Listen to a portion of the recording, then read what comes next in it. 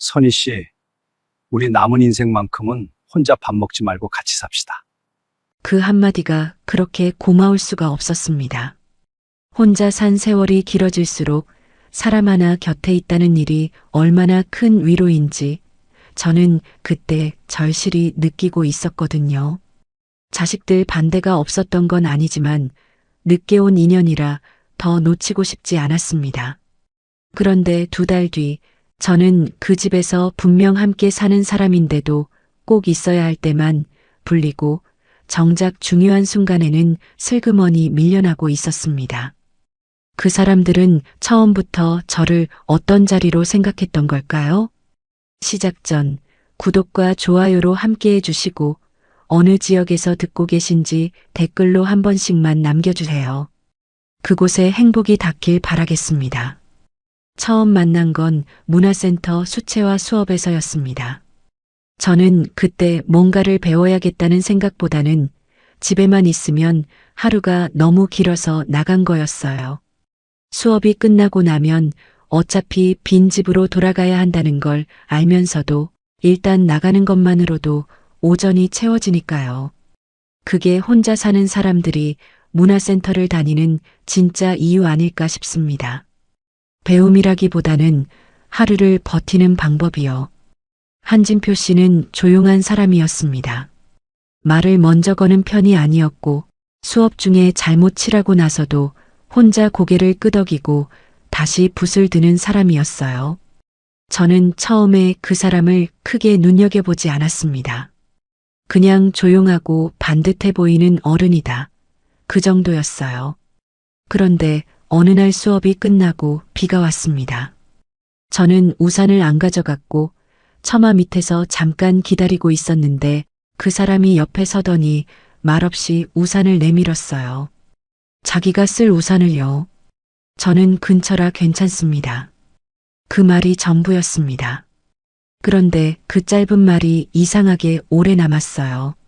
13년 동안 아무도 먼저 우산을 내밀어 준 사람이 없었거든요. 자식들도 제가 알아서 잘한다고 믿어서인지 아니면 그냥 안 보여서인지 그런 걸 챙겨준 적이 없었으니까요. 그날 이후로 가끔 수업 끝나고 같이 걷게 됐습니다. 특별한 약속이 있었던 건 아니에요.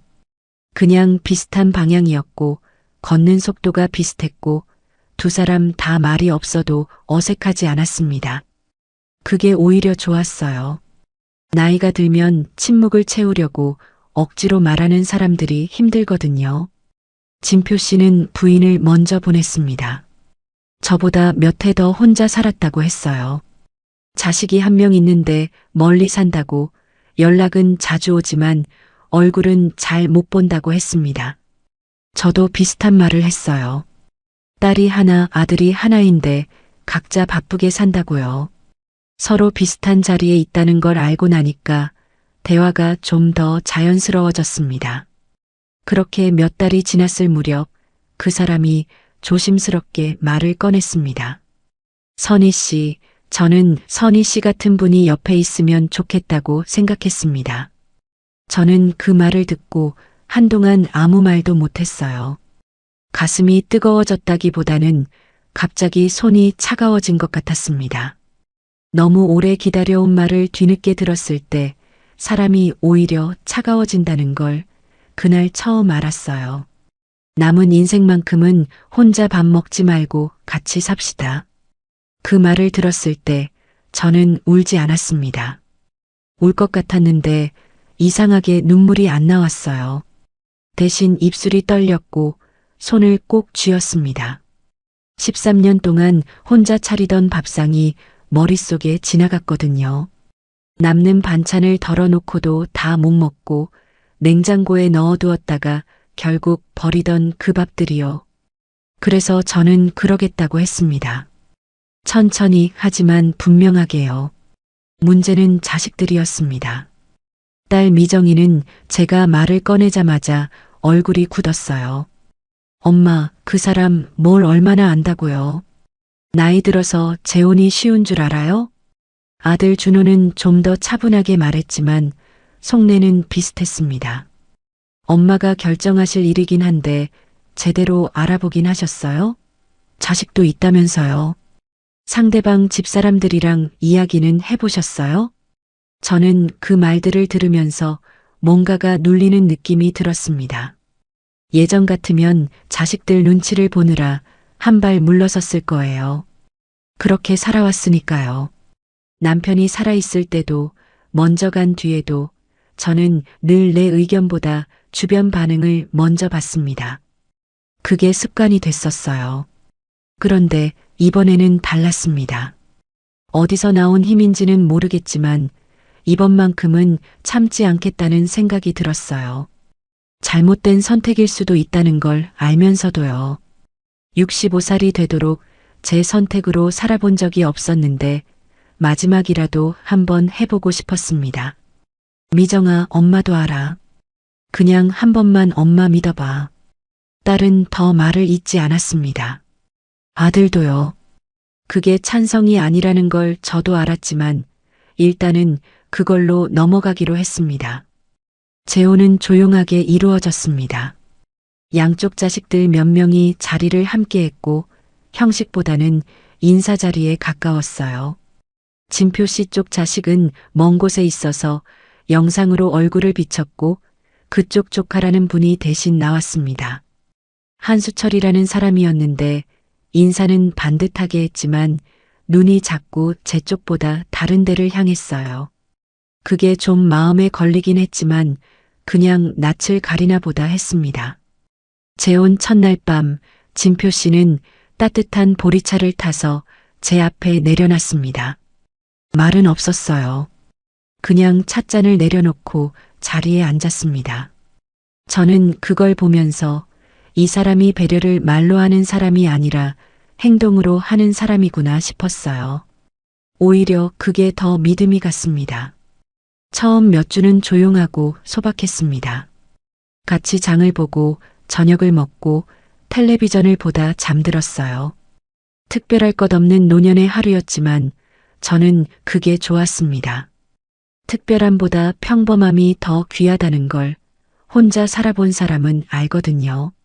진표 씨는 제 말을 잘 들어줬습니다. 이야기가 길어져도 중간에 끊지 않았고 제가 끝내고 나면 고개를 끄덕이거나 짧게 맞장구를 쳤어요. 그게 편했습니다.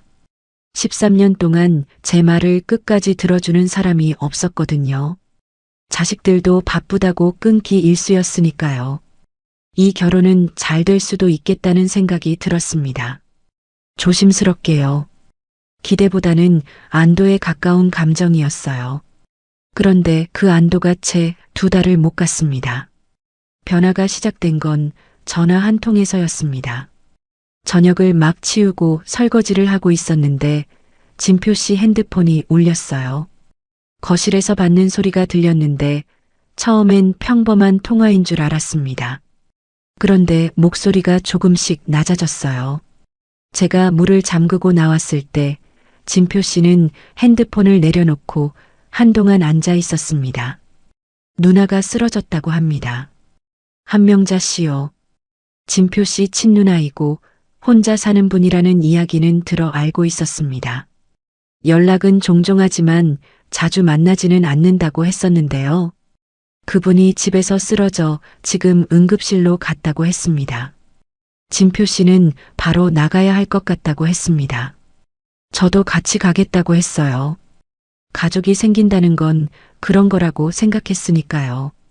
기쁠 때만 같이 있는 게 가족이 아니라 이런 순간에도 같이 있는 거라고요. 그래서 저는 재킷을 챙겨 들고 신발을 신었습니다. 병원 응급실은 밝고 시끄러웠습니다. 여러 사람들이 오가는 사이로 저는 진표 씨 뒤를 따라 들어갔어요. 접수대에서 보호자 확인을 받고 잠시 기다리라는 말을 듣고 플라스틱 의자에 앉았습니다. 진표 씨는 자꾸 복도 쪽을 바라봤어요. 며칠 좀 같이 봐주면 안 될까요? 저 혼자는 힘들 것 같아서. 저는 괜찮다고 했습니다. 물론이라고요. 그때 저는 진짜로 괜찮다고 생각했습니다. 며칠 정도야 당연히 도와야지 그렇게 생각했어요.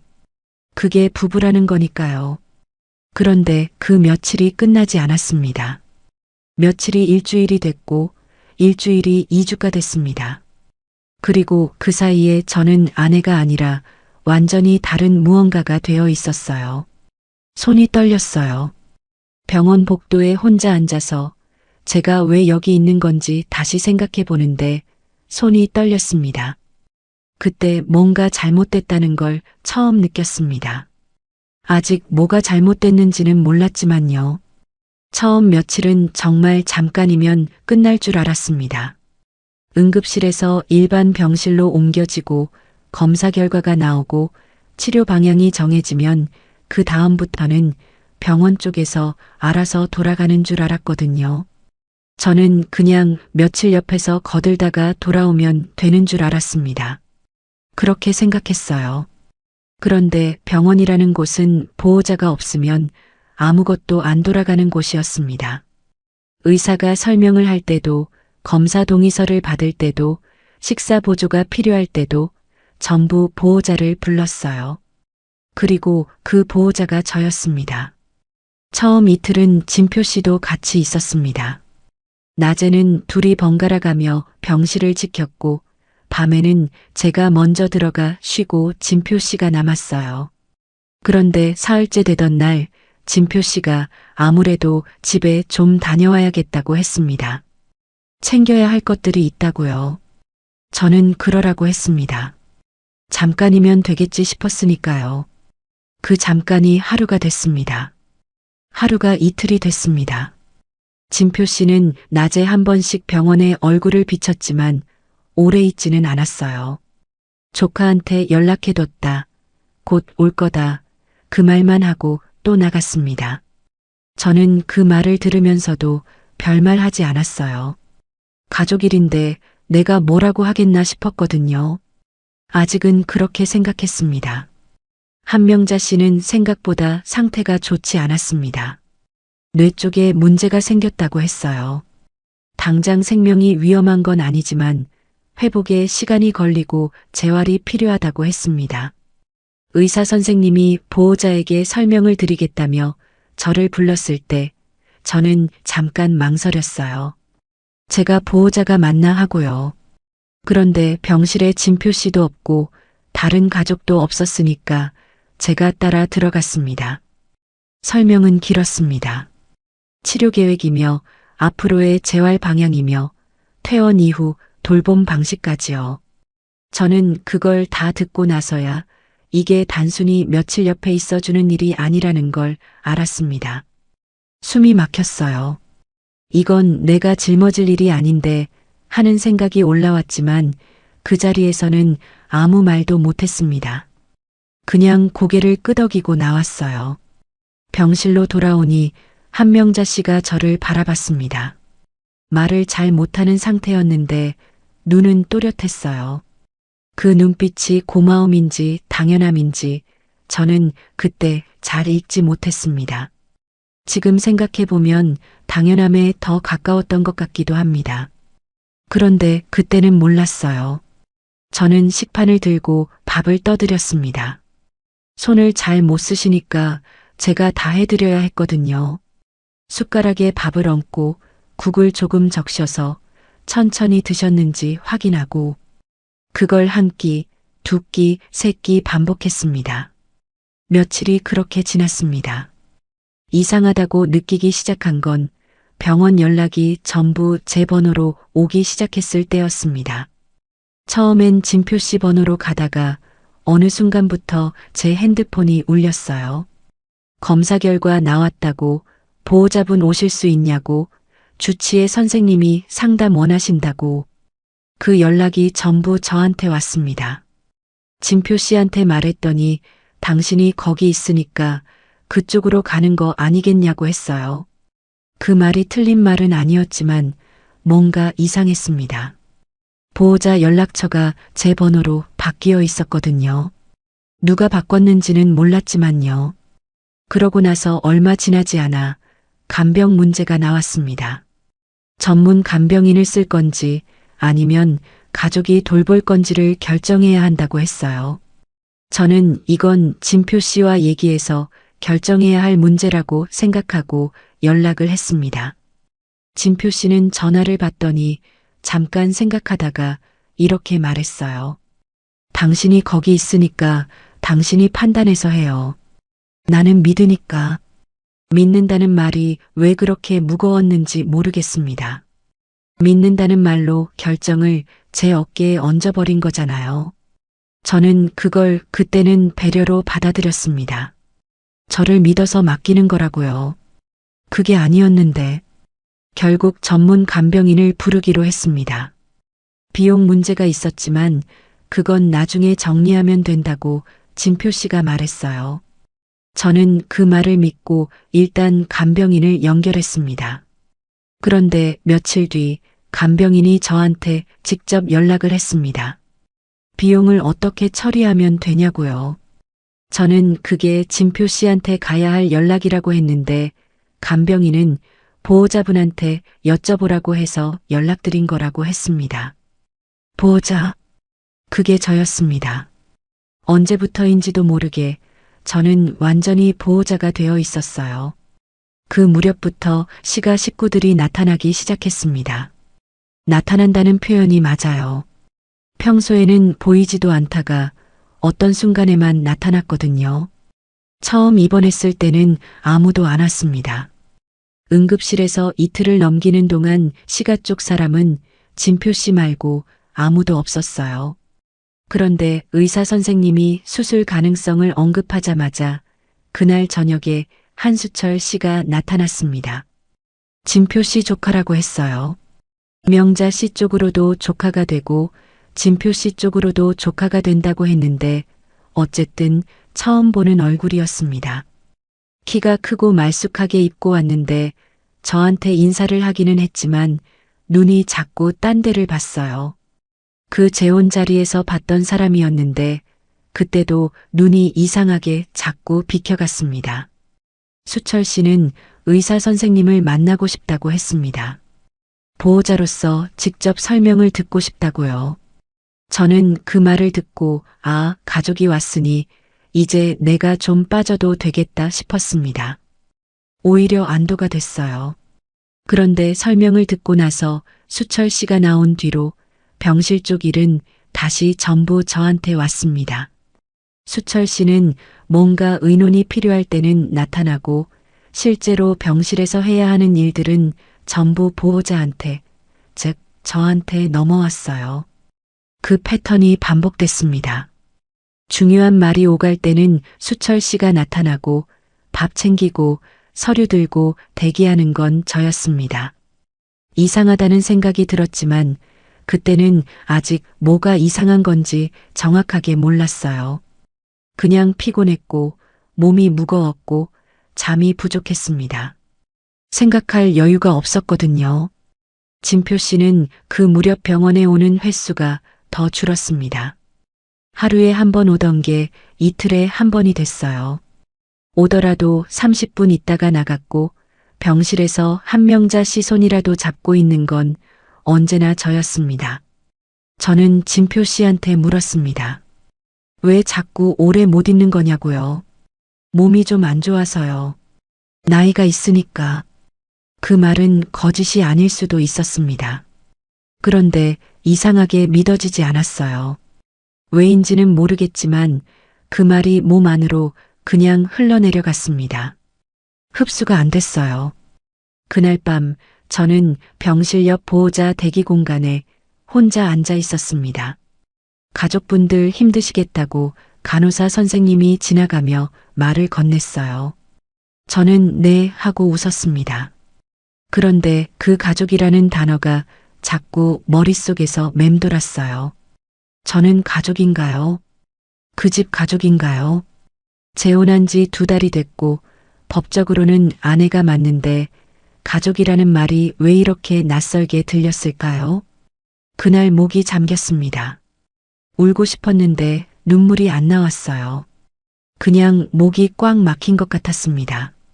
피곤한 건지 서러운 건지 아니면 뭔가를 알아버린 건지 그게 뭔지 아직은 제대로 말할 수가 없었어요. 다만 한 가지는 알았습니다. 이건 잠깐이 아니라는 것.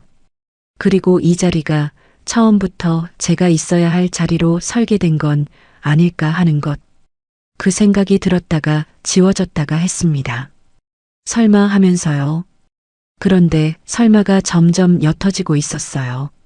그 다음 날 수철 씨한테서 연락이 왔습니다. 수술 날짜가 잡혔다고요.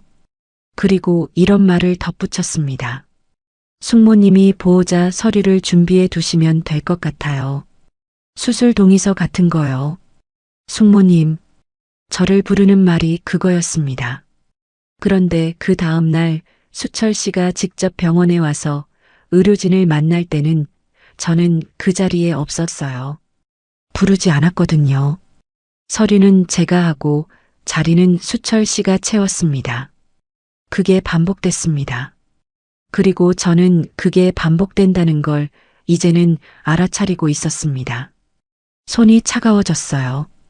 병원 복도 플라스틱 의자에 앉아서 손을 꼭 쥐었습니다. 뭔가가 분명해지고 있었거든요. 아직 말로 꺼낼 수는 없었지만요. 그때쯤 되니까 하루가 어떻게 돌아가는지 몸이 먼저 알았습니다. 아침 6시쯤 눈이 떠졌어요. 자명종이 없어도요. 병원에 며칠 있다 보면 그렇게 됩니다. 몸이 알아서 맞춰지거든요. 눈을 뜨면 먼저 핸드폰을 받습니다. 밤사이 병실에서 연락이 온 게 있는지요. 없으면 다행이고 있으면 일단 읽고 나서 일어났어요. 세수하고 병원 편의점에서 뭔가 하나 사서 먹고 병실로 들어가는 게 하루의 시작이었습니다. 한명자 씨는 아침에 눈을 뜨면 저를 찾았어요. 간호사를 부르는 게 아니라 저를요. 눈빛으로 부르는 거라 말은 없었지만 그 눈이 저를 향해 있다는 건 알 수 있었습니다. 처음엔 그게 가엾었어요. 혼자 사시다가 쓰러지셔서 얼마나 무서우셨을까 그런 마음이요. 그래서 더 열심히 했습니다. 아침 세수도 도와드리고 식사도 챙겨드리고 물리치료 시간이 되면 휠체어 밀어서 모셔다 드리고요. 그런데 어느 순간부터 그 눈빛이 달라 보였습니다. 가엾음이 아니라 당연함 같은 게 섞이기 시작했어요. 제가 조금 늦게 들어가면 문 쪽을 바라보고 계셨는데 기다리는 거라기보다 재촉하는 것 같았습니다. 아, 이분은 이게 당연한 거라고 생각하시는구나. 그걸 깨달았을 때 뭔가가 조금 꺾이는 느낌이 들었어요. 마음 한쪽이 살짝 내려앉는 것 같았습니다. 병원 생활이 2주를 넘어가면서 저는 제 생활이 완전히 사라졌다는 걸 알았습니다. 집에 돌아가는 건 이틀에 한 번이었어요. 그것도 씻고 옷 갈아입고 다시 나오는 수준이었습니다. 제 냉장고에 있던 것들은 다 상했을 거고 화분에 물도 제대로 못 줬을 거고 제가 다니던 문화센터 수업은 이미 몇 번을 빠진 상태였어요. 그런데 그걸 누군가한테 말한 적이 없었습니다. 말할 데가 없었거든요. 진표 씨한테 말을 꺼냈어요. 어느 날 진표 씨가 병원에 잠깐 들렀다가 나가려는 걸 붙잡고요. 여보, 나도 이제 슬슬 좀 교대가 됐으면 좋겠어요. 내 몸도 한계가 있으니까. 진표 씨는 잠깐 저를 봤습니다. 뭔가 말하려다 멈추는 것 같았어요. 조금만 더요. 누나가 안정이 되면 그때 정리하게. 지금은 당신밖에 없어요. 당신밖에 없다는 말이요. 그 말이 처음엔 제가 필요한 사람이라는 말로 들렸습니다. 그런데 나중에 돌이켜보니까 그 말은 당신 말고는 아무도 이 일을 할 사람이 없다는 뜻이었어요. 제가 특별해서가 아니라 부려먹기에 제가 가장 가까이 있었던 거였습니다. 그날 진표 씨는 30분도 안 돼서 나갔습니다. 저는 병실 의자에 앉아서 한참 천장을 봤어요. 숨을 깊게 들이쉬었다가 내쉬었습니다. 울지 않으려고요. 우는 게 무슨 소용이냐 싶기도 했고 지금 울 시간도 없었으니까요. 한수철 씨가 병원에 나타나는 패턴은 점점 더 선명해졌습니다. 의사 선생님이 중요한 검사 결과를 설명할 때, 퇴원 이후 계획을 논의할 때, 수술 관련 동의 이야기가 나올 때, 그럴 때면 꼭 나타났어요. 그리고 의료진과 이야기를 나눴습니다. 저는 그 자리에 끼지 못하는 경우가 많았어요. 부르지 않아서요. 한 번은 제가 직접 들어가려고 했습니다. 주치의 선생님이 보호자분들 다 오시면 설명드리겠다고 했거든요.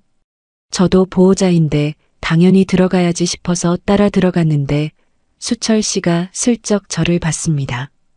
그 눈빛이 뭔가를 말하고 있었어요. 말로는 아무것도 안 했는데 당신은 여기 있어도 되는 사람이냐? 그런 눈빛이었습니다. 저는 그냥 자리에 앉아서 설명을 들었습니다. 나갈 이유가 없었으니까요. 그런데 설명이 끝나고 나서 수철 씨가 의사 선생님께 이렇게 말했어요. 앞으로 중요한 사항은 저한테 먼저 연락 주시면 좋겠습니다. 제가 집안 대표로 결정하는 게 맞을 것 같아서요. 저는 그 말을 듣고 한 박자 늦게 반응했습니다. 집안 대표요. 그럼 저는 뭔가요? 며칠째 여기서 밥 드리고 세수 도와드리고 서류 들고 다니는 저는요. 의사 선생님이 잠깐 저를 봤어요. 뭔가 어색한 걸 느끼신 건지 아니면 그냥 확인하시는 건지. 저는 그냥 앞을 봤습니다. 아무 말도 안 했어요. 그때는 뭐라고 해야 할지 몰랐거든요. 그날 오후에 간병인 아주머니가 저한테 슬쩍 말을 건넸습니다. 사모님, 이거 좀 이상하지 않아요? 사모님이 다 하시는데 왜 결정은 저 사람이 하고 다녀요? 간병인 아주머니 입에서 그 말이 나오자 제가 느끼고 있던 게 비로소 말이 됐습니다. 이상하다는 걸 저도 알고 있었는데 그게 이상한 거라고 누군가 말해주기 전까지는 제가 예민한 건가 싶었거든요. 그런데 옆에서 보던 사람 눈에도 이상하게 보였던 거였습니다. 그러게요. 저는 짧게만 대답했어요. 길게 말할 수가 없었습니다. 말이 길어지면 감정이 따라올 것 같아서요. 그날 저녁 저는 핸드폰 메모장을 열었습니다. 그동안 있었던 일들을 하나씩 적기 시작했어요. 날짜는 뭉뚱그렸지만 어떤 일이 있었는지는 기억이 정확했습니다. 보호자 연락처가 제 번호로 바뀐 것, 간병인 비용 문제가 저한테 넘어온 것, 수술 동의서 서류를 제가 준비한 것, 그런데 정작 의사 선생님 면담에서는 제가 배제된 것. 하나씩 적다 보니 줄이 꽤 길어졌습니다. 적으면서 손이 조금 떨렸어요. 화가 나서가 아니라 이게 실제로 있었던 일들이라는 게 새삼스럽게 와닿아서요. 적어놓고 보니까 분명했습니다. 저는 책임은 다 지면서 권한은 하나도 없는 자리에 있었던 거예요. 진표 씨와 처음으로 제대로 된 이야기를 나눈 건 그 다음 날 밤이었습니다. 진표 씨가 오랜만에 저녁 무렵에 왔어요. 한명자 씨가 주무시는 걸 확인하고 저는 진표 씨를 복도로 데리고 나갔습니다. 조용한 곳에서 말하고 싶었거든요. 여보, 나 하나 물어볼게요. 진표 씨가 저를 봤습니다.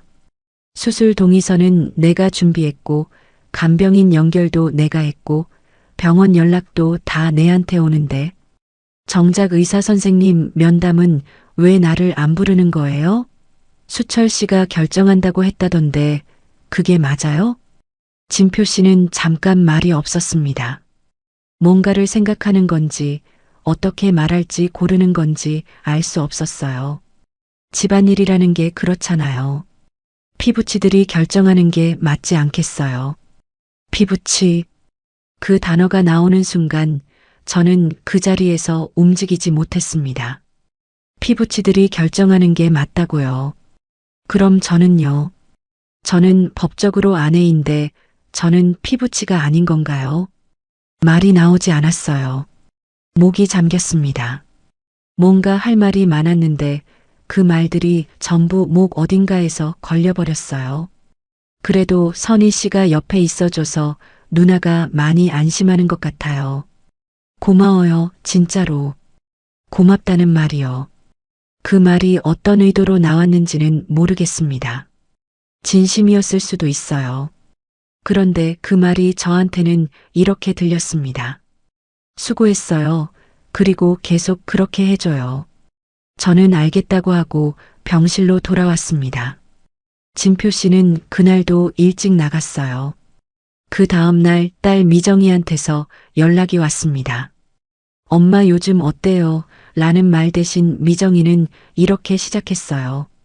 엄마, 거기서 뭐 하고 있는 거예요? 남의 집 사람 간병을 왜 엄마가 해요? 저는 전화를 받고 병원 복도 구석에 서 있었는데 그 말을 듣고 잠깐 눈을 감았습니다. 남의 집이 아니야. 남편 누나야. 엄마, 재혼한 지 2달밖에 안 됐잖아요. 그쪽 가족들은 왜 안 와요? 왜 엄마가 거기 있어야 해요? 할 말이 없었습니다. 틀린 말이 아니었으니까요. 그런데 딸한테 그 말을 듣는 게 이상하게 더 서러웠어요. 위로가 아니라 질책처럼 들렸거든요. 일단 끊자. 나중에 얘기해. 전화를 끊고 나서 한참 그 자리에 서 있었습니다. 병원 복도는 늘 그렇듯이 밝고 시끄러웠어요. 사람들이 지나가고 카트 소리가 나고 어디선가 의료기기 소리가 들렸습니다. 저만 그 소음 안에서 멈춰 있는 것 같았어요. 그때 저는 결심했습니다. 말로 결심한 게 아니라 몸이 먼저 결심했어요. 이제 그냥 당하고 있지는 않겠다는 거요. 뭘 할 건지는 아직 몰랐습니다. 그런데 이대로는 안 된다는 건 이제 분명했습니다. 저는 핸드폰을 꺼내서 메모장을 다시 열었습니다.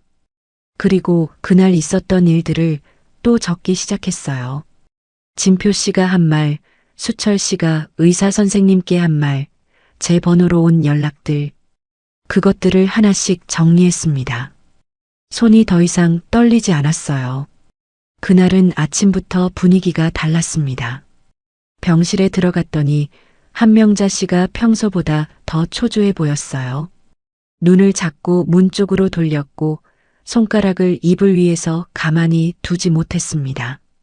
무슨 일이 있는 건지 물어봤지만 말을 잘 못하시니까 표정으로만 짐작할 수밖에 없었어요.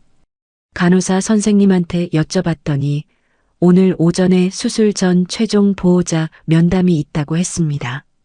그리고 오후에 수술 날짜를 확정 짓는다고요. 저는 그 말을 듣고 진표 씨한테 연락했습니다. 오늘 중요한 면담이 있으니 오전에 와달라고요.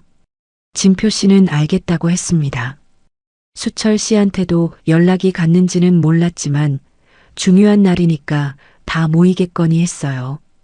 오전 10시쯤 됐을까요? 복도 쪽이 갑자기 시끄러워졌습니다. 수철 씨가 왔고 그 옆에 처음 보는 중년 여성이 함께였어요. 나중에 알고 보니 수철 씨 누나라고 했습니다. 그리고 진표 씨도 왔어요. 셋이 복도에서 먼저 무언가 이야기를 나눴는데 저는 병실 안에 있었기 때문에 무슨 말인지 들리지 않았습니다. 잠시 후 간호사 선생님이 병실로 오셔서 보호자분들 다 오셨으면 면담실로 오시면 된다고 했어요. 저는 자리에서 일어났습니다. 당연히 제가 가야 할 자리라고 생각했거든요. 그런데 복도로 나오니까 수철 씨가 저를 봤습니다. 숙모님은 여기 계셔도 됩니다. 짧은 말이었습니다. 아주 짧았어요. 그런데 그 말이 얼마나 많은 걸 담고 있었는지 저는 그 자리에서 바로 알았습니다. 여기 계셔도 된다는 건 들어오지 않아도 된다는 말이었습니다. 아니, 들어오지 말라는 말이었어요. 나는 이 결정의 자리에 당신 자리를 만들지 않겠다는 말이요. 저는 한 발짝 멈췄습니다. 수철 씨 옆에 있던 그 여성은 저를 한번 훑어보더니 시선을 돌렸어요. 진표 씨는 제 눈을 보지 못했습니다. 복도 바닥 어딘가를 보고 있었어요. 저도 보호자 아닌가요? 목소리가 생각보다 차분하게 나왔습니다. 떨릴 줄 알았는데 이상하게 단단했어요. 수철 씨가 잠깐 저를 봤다가 눈을 비켰습니다. 가족 면담이라서요. 가족. 그 단어를 그 사람이 쓰는 방식이 저를 가족에서 빼는 방식이었습니다. 저는 그 순간 더 말을 잇지 않았어요. 뭔가를 더 말하면 제 목소리가 흔들릴 것 같았거든요. 그래서 그냥 자리에 있었습니다. 면담실 문이 닫혔어요. 저는 복도에 혼자 남았습니다. 얼마나 서 있었는지 모르겠습니다. 복도 의자에 앉지도 않고 그냥 서 있었어요. 지나가는 사람들이 있었고 카트 소리가 났고 어디선가 아이 우는 소리가 들렸습니다. 병원은 늘 그렇게 돌아갔어요. 제가 서 있든 말든 상관없이요. 면담이 끝나고 나서 수철 씨가 먼저 나왔습니다. 표정이 좋았어요. 무언가 결정이 된 사람의 얼굴이었습니다. 저를 보더니 짧게 말했어요. 수술은 다음 주 초로 잡았습니다. 숙모님은 수술 당일 아침에 오셔서 환자분 챙겨주시면 됩니다. 챙겨주시면 됩니다. 그 말이요. 결정은 자기들이 하고 챙기는 건 저한테 맡기는 거였습니다. 저는 그 말을 듣고 속에서 뭔가가 올라오는 걸 느꼈어요. 화라고 하기엔 너무 조용했고 슬픔이라고 하기엔 너무 단단했습니다. 그냥 차갑게 내려앉는 느낌이었어요. 수철 씨, 잠깐요. 제가 불렀습니다. 수철 씨가 멈춰서 돌아봤어요. 저는 그동안 여기서 보호자로 연락도 받고 서류도 챙기고 간병인도 연결하고 밥도 드리고 했는데요. 정작 면담에는 왜 저를 안 부르는 거예요? 수술 결정 같은 중요한 건 왜 저는 빠지는 거냐고요. 수철 씨 얼굴에서 뭔가가 스쳤습니다. 당황한 건지 아니면 이 상황을 어떻게 넘길지 계산하는 건지. 그 사람은 잠깐 저를 보다가 입꼬리를 살짝 올렸어요. 그게 웃음이었습니다. 숙모님, 솔직하게 말씀드릴게요. 주변에 지나가던 보호자 몇 분이 걸음을 늦췄어요. 복도가 넓지 않았거든요. 수철 씨는 목소리를 낮추지 않았습니다. 재혼하신 지 2달밖에 안 됐잖아요. 저희 집안일인데 그걸 숙모님이 다 결정하시는 게 맞아요? 돈 얘기 나오니까 갑자기 나서시는 거 아닌가요? 돈 얘기 나오니까 본색 나온다는 말을 저한테 한 겁니다. 사람들이 있는 복도에서요. 저는 그 말을 듣고 그 자리에 못 박힌 것처럼 서 있었습니다. 발이 안 움직였어요. 뭔가 말을 해야 하는데 말이 올라오질 않았습니다. 숨을 쉬어야 하는데 숨이 어디로 가는지 몰랐어요. 주변 시선이 느껴졌습니다. 지나가던 분들이 멈춰서 이쪽을 보는 게 느껴졌어요. 간호사 선생님 한 분이 멀리서 이쪽을 주시하고 있었고요. 그 시선들이 전부 저한테 꽂히는 것 같았습니다. 저는 진표 씨를 봤습니다. 진표 씨는 수철 씨 옆에 서 있었어요. 제 눈이 진표 씨 눈과 마주쳤습니다. 제발 뭐라고 해줘요. 눈으로 그 말을 했습니다. 아내한테 저런 말을 했는데 뭐라도 해줘요. 진표 씨는 시선을 피했습니다. 복도 바닥을 봤어요. 그게 전부였습니다. 수철 씨 옆에 있던 그 여성이 한마디 더 얹었습니다. 저희 어머니 수발은 열심히 들어주셔서 감사한데요. 집안 결정은 저희가 알아서 할게요. 감사하다는 말이요. 그 말이 어떻게 들렸는지 아세요? 수고비 드릴게요. 그 말이랑 같았습니다. 저는 그 집 아내가 아니라 일을 잘해준 외부인 취급이었어요. 목이 꽉 막혔습니다. 눈이 뜨거워졌는데 여기서 눈물이 나면 안 된다고 생각했어요. 눈물을 보이면 지는 거라는 게 아니라 지금 이 상황에서 제가 흔들리면 저 사람들이 그걸 원하는 대로 이용할 것 같았거든요. 그래서 이를 꽉 깨물었습니다. 숨을 한번 크게 들이쉬고 저는 말했습니다. 알겠습니다. 그 2글자만 하고 돌아섰어요. 더 말하지 않았습니다. 그게 최선이었어요. 그 자리에서 더 말을 이으면 제 목소리가 무너질 것 같았거든요. 병실로 들어왔습니다. 한명자 씨는 자고 계셨어요. 저는 침대 옆 보호자 의자에 앉아서 손을 무릎 위에 올려놓고 그냥 있었습니다. 한참 동안 그렇게 있었어요. 그날 저녁 딸 미정이한테서 또 연락이 왔습니다. 이번엔 문자였어요. 엄마, 나 병원 근처 지나가다가 잠깐 들렀다 할게요. 그 문자를 보고 저는 잠깐 안도했습니다. 딸이 오는구나 싶어서요. 그런데 미정이가 병원에 도착하고 나서 복도에서 나눈 이야기가 저를 더 외롭게 만들었습니다. 엄마, 진짜로 이제 그만 나와요.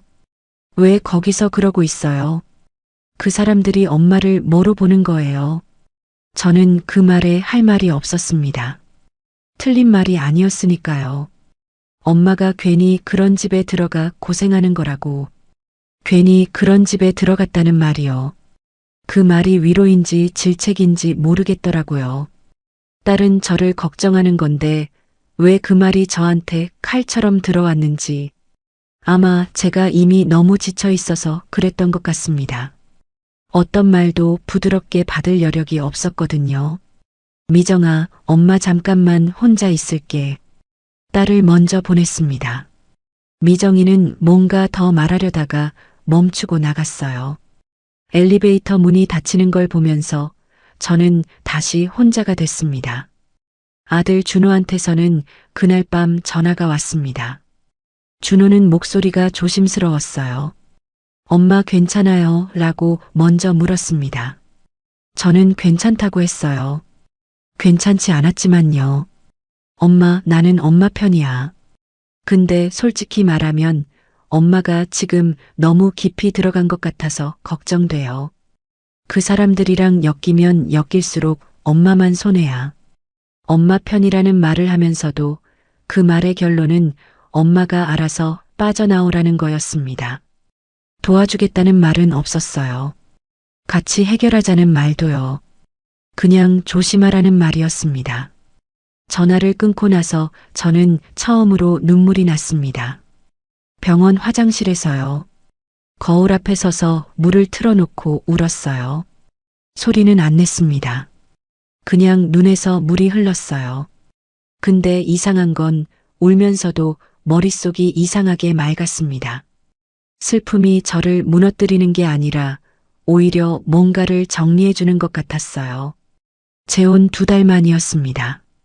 저는 남편 집안 병원 복도에서 사람들 앞에 모욕을 당했고 남편은 제 편을 들지 못했고 자식들도 제각각의 이유로 저를 외롭게 했습니다. 그리고 저는 그 모든 걸 혼자 버텼어요. 거울 속 제 얼굴을 봤습니다. 많이 지쳐 보였어요. 그런데 눈빛은 달랐습니다. 꺼지지 않았어요. 오히려 뭔가가 그 안에서 단단하게 자리를 잡고 있는 것 같았습니다.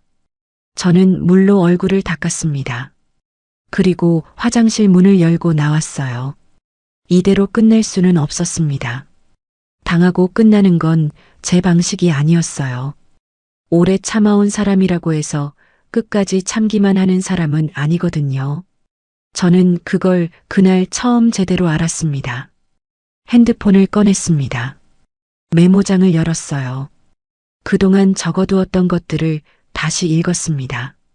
그리고 빠진 게 없는지 확인하기 시작했어요. 준비할 게 있었습니다. 조용하지만 분명하게요. 그날 밤 화장실에서 나오면서 저는 한 가지를 결심했습니다. 더 이상 상황이 정리되기를 기다리지 않겠다는 거였어요. 누군가 먼저 미안하다고 하거나 진표 씨가 제 편을 들어주거나 수철 씨가 스스로 선을 넘었다는 걸 깨닫거나 그런 일은 기다려도 오지 않는다는 걸 이제는 알았으니까요. 기다리는 사람한테 오는 건 더 긴 기다림뿐이더라고요. 병실로 돌아오니 한명자 씨는 여전히 자고 계셨습니다. 간병인 아주머니가 조용히 자리를 지키고 있었고 병실 안은 의료기기 소리만 낮게 깔려 있었어요. 저는 보호자 의자에 앉아서 핸드폰을 꺼냈습니다. 메모장을 열었어요. 그동안 적어두었던 것들이 꽤 됐습니다.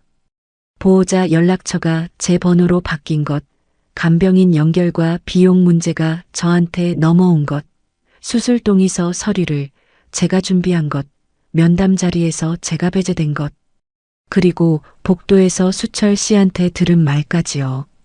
하나씩 읽어 내려가다 보니 이게 우연이 아니라는 게 더 분명해졌습니다. 흐트러진 것들이 아니라 방향이 있었어요. 전부 같은 방향을 가리키고 있었습니다. 저를 부려먹되 저한테 권한은 주지 않는 방향이요. 다음 날 아침부터 저는 움직이기 시작했습니다. 먼저 그동안 병원에서 온 문자들을 전부 캡처해서 별도로 저장했어요. 검사 결과 나왔다는 것, 보호자 확인 요청, 간병인 비용 안내, 약제 수령 요청, 전부 제 번호로 온 것들이었습니다. 날짜가 찍혀 있었고 내용이 명확했어요. 이것들은 제가 이 병원에서 보호자 역할을 해왔다는 걸 보여주는 것들이었습니다. 그 다음엔 간병인 아주머니한테 조심스럽게 부탁을 드렸어요. 제가 여기서 어떤 일들을 해왔는지 그분 눈에 보이는 걸 사실대로 말씀해 주실 수 있냐고요. 아주머니는 잠깐 저를 보더니 고개를 끄덕였습니다. 제가 여기 온 뒤로 사모님이 안 계신 날이 없었어요. 밥도 다 사모님이 챙기셨고 연락도 다 사모님한테 갔고요. 저야 뭐 본대로 말씀드리면 되죠. 그 말이 고마웠습니다. 단단한 것 하나가 생긴 느낌이었어요. 그런데 제가 진짜 준비한 건 따로 있었습니다. 진표 씨와 나눈 통화 중에 제가 녹음해 둔 것들이 있었거든요. 처음부터 녹음할 생각으로 한 건 아니었어요. 그냥 통화하면서 손이 자연스럽게 녹음 버튼을 눌렀던 거였는데 돌이켜보면 그게 제 안에서 이미 뭔가를 감지하고 있었던 것 같습니다. 그 중에서 가장 또렷한 게 하나 있었습니다. 제가 힘들다고 말했을 때 진표 씨가 한 말이요. 당신이 좀 맡아주면 된다. 나는 몸이 안 좋으니까 당신밖에 없어. 그 목소리가 녹음 파일 안에 있었습니다. 저는 그걸 여러 번 들었어요. 들을 때마다 이상하게 감정이 가라앉았습니다. 화가 나야 할 것 같은데 오히려 차가워졌어요. 이걸 쓸 수도 있겠다는 생각이 들어서 그랬던 것 같습니다. 저는 그 파일을 따로 정리해 두었습니다. 파일 이름도 적어두고 날짜도 메모해 뒀어요. 수술 날이 됐습니다. 수철 씨가 이른 아침에 병원에 나타났어요. 수술 전 처치가 시작됐고 한명자 씨가 수술실로 들어가기 전에 가족들이 마지막으로 인사하는 시간이 있었습니다. 수철 씨가 손을 잡았고 진표 씨가 누나 이마에 손을 얹었어요. 저는 그 뒤에 서 있었습니다. 자연스럽게 뒤로 밀렸어요. 억지로 앞에 나설 자리가 아니었으니까요. 한명자 씨가 수술실로 들어가고 우리는 대기실에 앉았습니다. 진표 씨는 수철 씨 옆에 앉았고 저는 조금 떨어진 자리에 앉았어요. 누가 정한 게 아니었는데 그렇게 됐습니다. 그 간격이 많은 걸 말해주고 있었어요. 수술은 몇 시간이 걸렸습니다. 그 시간 동안 수철 씨와 진표 씨는 서로 낮은 목소리로 이야기를 나눴어요. 저는 그 대화에 끼지 않았습니다. 핸드폰을 보거나 눈을 감거나 복도를 걷거나 했어요. 대기실 자판기에서 따뜻한 걸 하나 뽑아다가 진표 씨한테 내밀었는데 진표 씨는 고맙다고 하면서도 눈을 제대로 보지 않았습니다. 수철 씨는 제가 내민 것 하나 없었어요. 굳이 줄 이유를 못 찾겠더라고요. 수술이 끝나고 의사 선생님이 대기실로 나오셨습니다. 잘 됐다고 했어요. 경과를 지켜봐야 하지만 수술 자체는 문제없이 끝났다고요. 저는 그 말을 듣고 안도했습니다. 사람이 다쳐 있는 건 제 감정과 별개로 걱정이 됐거든요. 그 마음만큼은 진짜였어요.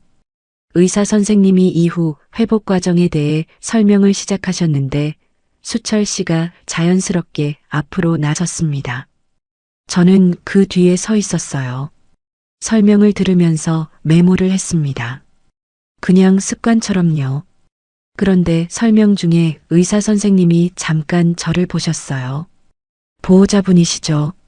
수술 전 서류 처리해 주신 분 맞으시죠? 수철 씨가 살짝 굳었습니다. 의사 선생님은 저한테 직접 말씀을 이어가셨어요. 회복 이후 재활 과정, 퇴원 후 돌봄 계획, 다음 외래 일정. 그걸 저한테 설명하셨습니다. 수철 씨가 끼어들려 했지만 의사 선생님은 자연스럽게 저한테 계속 말씀하셨어요. 아마 병원 기록에 보호자로 등록된 사람이 저였기 때문이었을 거예요. 그게 그 순간엔 작은 것처럼 보였지만 저한테는 중요했습니다. 기록이 말을 하고 있었으니까요. 그날 오후 저는 병원 사회복지사 선생님을 찾아갔습니다. 병원 상담 창구가 있다는 건 안내문에서 봤어요. 입원 환자 가족 상담이라고 적혀 있었는데 처음엔 그냥 지나쳤다가 이날은 발이 그쪽으로 향했습니다. 사회복지사 선생님은 젊은 분이었어요. 조용하고 차분한 분이었는데 제 이야기를 끝까지 들어주셨습니다. 저는 처음부터 설명했어요. 재혼한 지 2달 된 것, 남편 누나의 입원으로 제가 보호자 역할을 맡게 된 것, 연락과 서류와 간병인 연결까지 제가 다 했는데 정작 결정 자리에서는 배제된 것, 복도에서 있었던 일까지요. 선생님은 메모를 하셨습니다. 그리고 이렇게 말씀하셨어요. 병원 기록상 보호자로 등록된 분이 어머님이시고 의료비 관련 연락도 어머님 번호로 간 기록이 있어요. 그런데 실제 결정 과정에서 배제가 됐다면 보호자 지정과 비용 책임 관계를 다시 정리할 필요가 있습니다. 그 말을 듣는 순간 저는 눈물이 날 것 같았어요. 슬퍼서가 아니라 처음으로 누군가 제 말을 듣고 제 상황을 제대로 읽어줬기 때문에요. 그게 그렇게 오래 걸렸습니다. 선생님은 관련 부서에 확인 후 보호자 지정 방식과 비용 처리 경로를 다시 검토하겠다고 하셨어요. 그리고 필요하다면 가족 간 갈등 관련 상담도 연결해 드릴 수 있다고 하셨습니다. 저는 감사합니다. 라고 했어요. 목소리가 조금 잠겼지만 흔들리지는 않았습니다. 다음 날이었습니다. 수철 씨가 병원에 왔는데 병원 측에서 수철 씨한테 먼저 연락을 한 모양이었어요. 보호자 지정과 비용 처리 문제를 다시 확인해야 한다고요. 수철 씨 표정이 굳어 있었습니다. 저를 보는 눈빛이 어제와 달랐어요. 뭔가를 알아채린 눈빛이었습니다. 숙모님이 병원 쪽에 뭔가 말씀하셨어요? 저는 그 말을 듣고 잠깐 수철 씨를 봤습니다. 보호자로서 당연한 절차를 밟은 거예요. 짧게만 말했어요. 더 설명하지 않았습니다. 설명할 이유가 없었거든요. 수철 씨는 뭔가 더 말하려다가 멈췄습니다. 병원 측에서 부르는 소리가 났고 수철 씨는 그쪽으로 걸어갔어요. 저는 그 뒷모습을 보면서 한 번도 안 봤습니다. 볼 필요가 없었어요. 그날 저녁 진표 씨가 왔습니다.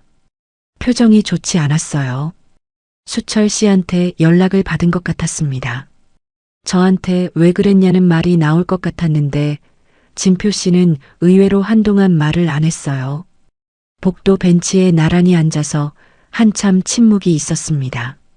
그러다가 진표 씨가 먼저 입을 열었어요. 선희 씨, 내가 좀 무심했던 것 같아요. 무심했다는 말이요. 저는 그 말을 듣고 뭔가를 기다렸습니다. 그 다음 말이 있겠지, 미안하다는 말이 있겠지 싶어서요. 그래도 가족 일이라는 게 그렇잖아요. 선희 씨가 좀 이해해줘야지. 이해해줘야 한다는 말로 끝났습니다. 사과인지 변명인지 모를 말이었어요. 저는 그 말을 듣고 옆을 봤습니다. 진표 씨 옆 얼굴이 보였어요. 나이 든 사람의 얼굴이었습니다. 그런데 그 얼굴에서 저는 아무것도 느끼지 못했어요. 따뜻함도 안도감도요. 처음 우산을 내밀던 그 사람이 이 사람이 맞나 싶었습니다. 그 우산이 배려였는지 아니면 그냥 습관이었는지 이제는 알 수 없었어요. 저는 아무 말도 하지 않았습니다. 그냥 앞을 봤어요. 병원 복도 끝이 보였습니다. 복도는 언제나 저렇게 끝이 있고 저는 언제나 그 복도 어딘가에 서 있었어요. 그날 밤 저는 변호사 사무실을 검색했습니다. 이혼 상담이라고 적혀 있는 곳들이요. 손가락이 멈추지 않았어요. 참는 게 가정을 지키는 일이 아니라는 걸 그때 처음으로 제대로 알았습니다. 한명자 씨가 태어나던 날 저는 병원에 가지 않았습니다. 처음으로요. 입원한 날부터 그날까지 제가 빠진 날이 하루도 없었는데 퇴원하는 날만큼은 가지 않았어요. 전날 밤에 결정했습니다. 가야 할 이유를 찾으려고 했는데 찾을 수가 없었거든요. 아니, 정확하게는 이렇게 말해야겠습니다. 더 이상 제가 거기 있을 이유를 만들고 싶지 않았습니다. 진표 씨한테 문자를 보냈어요. 오늘은 몸이 좋지 않아서 못 가겠다고요. 거짓말이었습니다. 몸은 괜찮았어요. 다만 마음이 이미 다른 결정을 하고 있었고 그 결정을 흔들고 싶지 않았습니다. 병원에 가면 또 무언가를 챙기게 되고 또 버티게 되고 또 한 번 더 기다려보자는 마음이 생길 것 같았거든요. 그 마음이 싫었어요. 진표 씨는 답장을 보냈습니다. 알겠다고요. 그게 전부였어요. 괜찮냐는 말도 쉬라는 말도 없었습니다. 그 짧은 답장이 오히려 저한테는 분명한 말처럼 들렸어요. 이 사람이 저한테 어느 만큼인지를 그 두 글자가 말해주는 것 같았습니다. 그날 저는 집에서 혼자 있었습니다. 오랜만에 제 집이었어요. 병원에 다니는 동안 집이 낯설어졌더라고요. 현관문을 열고 들어서는데 공기가 무거웠습니다. 오래 환기를 못한 집 특유의 냄새가 났어요. 화분은 반쯤 시들어 있었고 싱크대에는 제가 급하게 나가던 날 그대로 컵이 하나 놓여 있었습니다. 저는 창문을 열었습니다. 바람이 들어왔어요. 시든 화분에 물을 줬어요. 살아날지 모르겠지만 일단 줬습니다. 싱크대 컵을 씻었고 냉장고를 열었다가 닫았어요. 뭔가를 해야 한다는 게 아니라 그냥 이 공간이 다시 제 공간이라는 걸 확인하고 싶었던 것 같습니다. 냉장고 앞에 서서 한참 있었어요. 뭘 먹을지 생각하는 게 아니라 그냥 서 있었습니다. 그러다가 갑자기 눈물이 났어요. 아까도 울었고 어제도 울었는데 또 났습니다. 이번엔 멈추지 않고 그냥 뒀어요. 병원 화장실에서처럼 참지 않았습니다. 냉장고 앞에 서서 그냥 울었어요. 얼마나 울었는지 모르겠습니다. 한참 울고 나니까 오히려 속이 가벼워졌어요. 뭔가 결정이 된 것 같은 느낌이었습니다. 눈물이 마지막 망설임을 데리고 나간 것 같았어요. 저는 세수를 하고 따뜻한 물을 끓여서 차를 마셨습니다. 그리고 핸드폰을 들고 저장해둔 변호사 사무실 번호를 눌렀어요. 변호사 사무실은 조용한 곳이었습니다. 상담을 예약하고 며칠 뒤에 찾아갔어요. 저보다 젊은 여성 변호사 선생님이었는데 말씀이 차분하고 명확했습니다. 저는 처음부터 끝까지 다 말씀드렸어요. 재혼한 경위, 2달 동안 있었던 일들, 병원에서의 일, 복도에서 들은 말, 녹취 파일, 문자 기록까지요. 변호사 선생님이 자료들을 보셨습니다. 녹취 파일을 들으시더니 잠깐 멈추셨어요. 당신이 좀 맡아주면 된다. 이 부분이요. 이건 명확한 역할 위임 발언이고 보호자 등록 기록이랑 연결하면 충분히 의미 있는 자료가 됩니다. 충분히 의미 있다는 말이요. 저는 그 말을 듣고 손을 꼭 쥐었습니다. 제가 모은 것들이 그냥 분한 마음에 긁어 모은 게 아니라 실제로 쓸 수 있는 것들이라는 게 확인됐거든요. 변호사 선생님은 이혼 사유와 절차에 대해 설명해 주셨어요. 재혼한 지 얼마 안 됐기 때문에 재산 분할 문제는 단순하다고 했습니다. 다만 혼인 기간 중 제가 부담한 비용들, 간병인 연결 과정에서 제 이름으로 처리된 것들은 따로 정리해서 청구할 수 있다고 하셨어요. 저는 그 설명을 들으면서 메모를 했습니다. 손이 떨리지 않았어요. 진표 씨한테 이야기를 꺼낸 건 상담을 다녀온 다음 날이었습니다. 퇴원 후 진표 씨는 집에 돌아와 있었어요. 한명자 씨는 요양시설로 연결이 됐다고 했습니다. 수철 씨가 알아봤다고요. 병원 일이 정리됐으니 이제 일상으로 돌아가면 된다는 분위기였어요. 진표 씨는 저녁을 같이 먹자고 했습니다. 저는 밥을 차리면서 생각했어요. 어떻게 말을 꺼낼까? 어떤 순서로 해야 할까? 그런데 막상 밥상 앞에 앉고 나니까 복잡하게 생각할 것도 없었습니다. 그냥 말하면 됐어요. 여보, 나 할 말이 있어요. 진표 씨가 숟가락을 내려놓고 저를 봤습니다. 이혼하고 싶어요. 짧게 말했습니다. 길게 설명하지 않았어요. 이미 제 안에서는 충분히 긴 이야기를 해왔으니까요. 진표 씨 표정이 굳었습니다. 한동안 아무 말이 없었어요. 그러다가 나온 말이 이거였습니다. 갑자기 그게 무슨 말이에요? 누나 일이 힘들었던 거 알아요. 그런데 그게 이혼까지 갈 일이에요? 갑자기라는 말이요. 저한테는 갑자기가 아니었는데, 2달 동안 쌓인 게 갑자기가 아니었는데, 그 사람한테는 갑자기였던 거예요. 그게 또 많은 걸 말해주는 것 같았습니다. 가족 일인데 그 정도도 못해주냐고 할 거 알아요. 나까지 곤란하게 만들지 말라고 할 거도 알고요.